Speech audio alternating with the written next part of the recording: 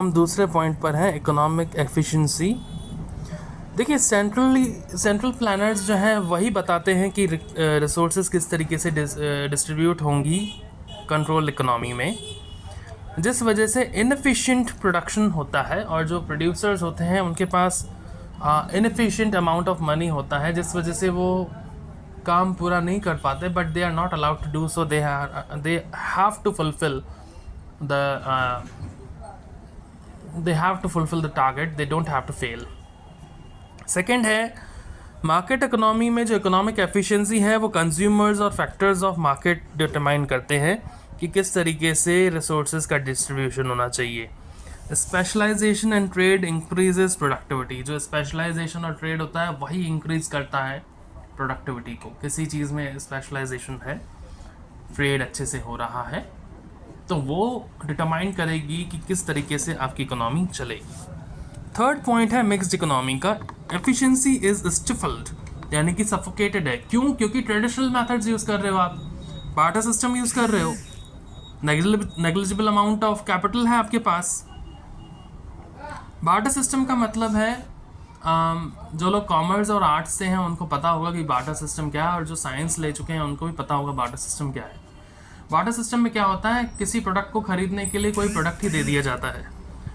जैसे कि अगर मुझे 1 किलो शक्कर चाहिए तो मैं उसको सामने वाले को गुड़ दे रहा हूँ, 1 किलो गुड़ दे रहा हूँ, ठीक है। That is known as barter system. The exchange of goods in respect of goods is known as barter system. और नेग्लिजिबल अमाउंट ऑफ कैपिटल। अब यहाँ पे कैपिटल का मतलब जो कॉमर्स के स्टूडेंट्स हैं उनको पता होगा क्या है, जो आर्ट्स के स्टूडेंट्स हैं आई थिंक सो उनको भी पता होगा क्या है, बट फिर भी आर्ट्स और साइंस के स्टूडेंट्स जिन्होंने as an optional subject economics लिया है उनको बताने की मैं जहमत लेता हूँ अभी। कैपिटल का मतलब है the amount of investment to be invested in the business. जो पैसा आप बिजनेस में लगाते हैं, जो पैसा इन्वेस्ट करते हैं, सिंपल भाषा में बोला जाए जो पैसा इन्वेस्ट करते हैं उसे कहा जाता है कैपिटल। स्टार्टिंग में जो पैसा इन्वेस्ट होता है उसे कहा जाता है कैपिटल, ठीक है। तो नेग्लिजिबल अमाउंट ऑफ कैपिटल यानी कि पैसा जो है वो भी कम है इन्वेस्ट करने के लिए। Native Indian tribes were efficient hunting buffalo as a team. जो नेटिव इंडियन ट्राइब्स थी पहले ज़माने की, वो एफिशिएंट थी टीम वर्क में। इसका मतलब ये है, hunting buffalo as a team का मतलब ये नहीं है कि आप ये कहना चाहते हैं कि they were hunting buffaloes at that time. That's not the meaning of this sentence. The meaning of this sentence is एक साथ मिलकर काम करते थे as a team. Economic equity. Equity का मतलब होता है जब आप इनकम अर्न करते हैं and you have to invest in it for the changes of something and for the welfare of the people, that is known as equity. Government sets wages to achieve greater income equality. Workers may not be free to change jobs or to work where they are। तो control economy में क्या होता है, government set करती है कि आपको किस तरीके से इनकम इक्वली डिवाइड करनी है, और जो लोग काम कर रहे हैं उनको अलाउ नहीं है कि वो अपना जॉब स्विच कर सकें और दूसरी जगह जाके जॉब कर सकें। उन्हें वहीं काम करना पड़ता है जहाँ वो काम कर रहे हैं। मार्केट इकोनॉमी या फ्री इकोनॉमी में क्या है, वो फ्री है, नाम ही फ्री इकोनॉमी है इसका, तो वो फ्री है। People are free to choose where they want to work and use their resources and capabilities. तो फ्री इकोनॉमी में क्या है या मार्केट इकोनॉमी में क्या है, लोगों के ऊपर डिपेंड करता है that where they want to go and work and use their resources and capabilities as per their requirement. कोई डाउट हो तो आप कमेंट सेक्शन में पूछ सकते हैं। Mixed economy. मिक्स्ड इकोनॉमी में दोनों ही होते हैं। People pursue the same trades as their ancestors. जो उनके पूर्वज कर रहे थे वही वो करते हैं। Many traditional societies such as the Inuit have system where they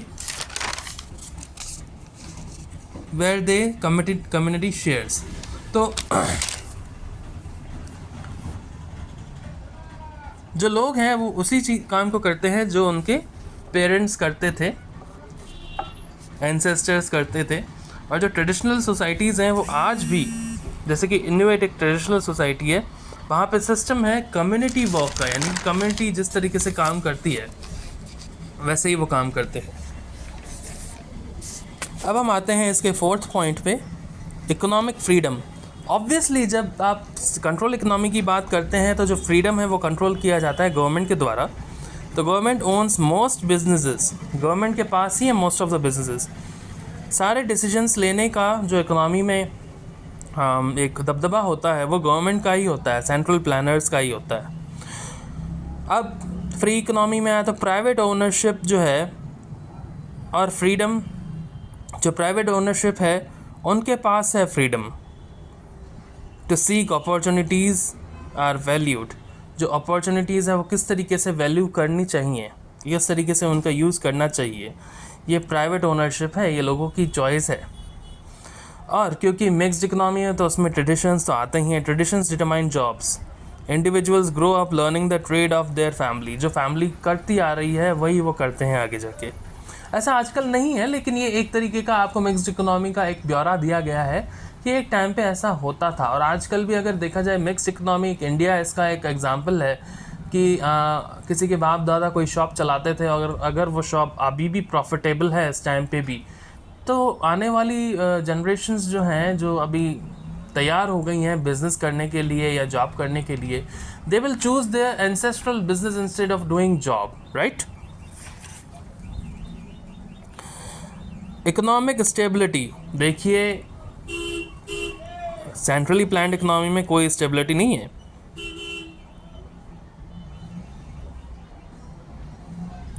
क्योंकि वहाँ पे कोई अनएम्प्लॉयमेंट नहीं है, तो पूरी तरीके की स्टेबिलिटी आपको मिलेगी। Prices are stable because government sets prices below the market rate.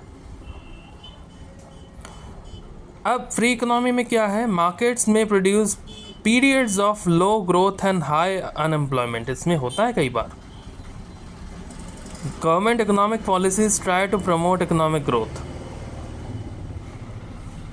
Third में आता है knowing everyone's role in the community provides stability.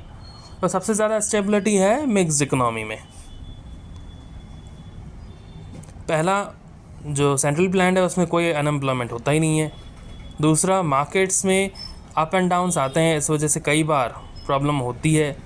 और थर्ड, जो काम पहले ज़माने से किया जा रहा है वही किया जाता है। Is there any doubt? और यहाँ पे इकोनॉमिक स्टेबिलिटी की जगह पे आएगा एम्प्लॉयमेंट, सिक्योरिटी। इकोनॉमिक स्टेबिलिटी नहीं आएगा, इकोनॉमिक स्टेबिलिटी आ गया है, अभी आएगा यहाँ पे जो लास्ट पॉइंट होगा वो आएगा सिक्योरिटी। मेरी पेन ढंग से चल नहीं रही है, आपको अगर समझ आ रहा हो तो आप इसको काट कर खुद लिख सकते हैं, security. Literally sorry to say that मेरे पास पेन ढंग का नहीं है इस वक्त, मिल गया। सिक्योरिटी लिखा नहीं अभी भी ढंग से, लेकिन आप समझ जाएं। Employment, income, housing, health care all are guaranteed by the government. Government decide करती है। यहाँ पे लोग रिस्पॉन्सिबल होते हैं। और यहाँ पे security is provided by community and family since each member knows their role in the community. कोई भी प्रॉब्लम हो मुझसे पूछिए।